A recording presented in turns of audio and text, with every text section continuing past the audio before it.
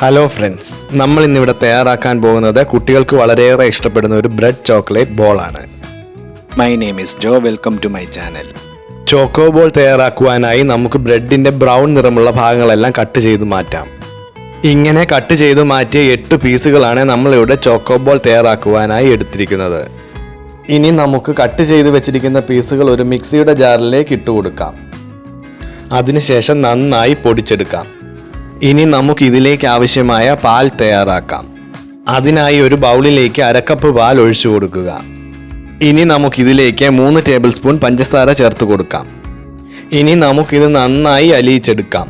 ഞാനിവിടെ തണുത്ത പാലാണ് ഉപയോഗിച്ചിരിക്കുന്നത്. അതുകൊണ്ട് കുറച്ചേറെ നേരം ഇളക്കി കൊടുത്താൽ ഇത് നന്നായി അലിഞ്ഞു വരൂ. ഇനി നമുക്ക് പൊടിച്ച ബ്രെഡ് എടുത്തു വെച്ചിരിക്കുന്ന ബൗളിലേക്ക് ഒരു 3 ടേബിൾ സ്പൂൺ കൊക്കോ പൗഡർ ചേർത്ത് കൊടുക്കാം. നമുക്കിനി ഇത് നന്നായി ഇളക്കി യോജിപ്പിക്കാം. അതിനുശേഷം പഞ്ചസാര അലിയിച്ചു വെച്ചിരിക്കുന്ന പാൽ അല്പാൽപമായി ചേർത്ത് കൊടുത്തുകൊണ്ട് നന്നായി ഇളക്കി യോജിപ്പിക്കുക. ഒരു ബോൾ പരുവത്തിൽ എടുക്കുവാൻ തക്ക കൺസിസ്റ്റൻസിയിൽ ബ്രെഡിൻ്റെയും കൊക്കോ പൗഡറിൻ്റെയും മിക്സ് കുഴച്ചെടുക്കണം. ഇനി നമുക്ക് ചെറിയ ബോളുകൾ ഉണ്ടാക്കുവാൻ പരുവത്തിൽ മാവ് എടുത്തുകൊണ്ട് നമ്മുടെ 2 കൈയും ഉപയോഗിച്ച് ഇങ്ങനെ ഉരുട്ടിയെടുക്കുക. കുഴച്ചു വെച്ച മാവ് തീരുന്നത് വരെ സെയിം പ്രോസസ്സ് തുടരുക. ഇപ്പോൾ കുഴച്ചു വെച്ച മിക്സ് മുഴുവൻ നമ്മൾ ബോളുകളാക്കിയിട്ടുണ്ട്.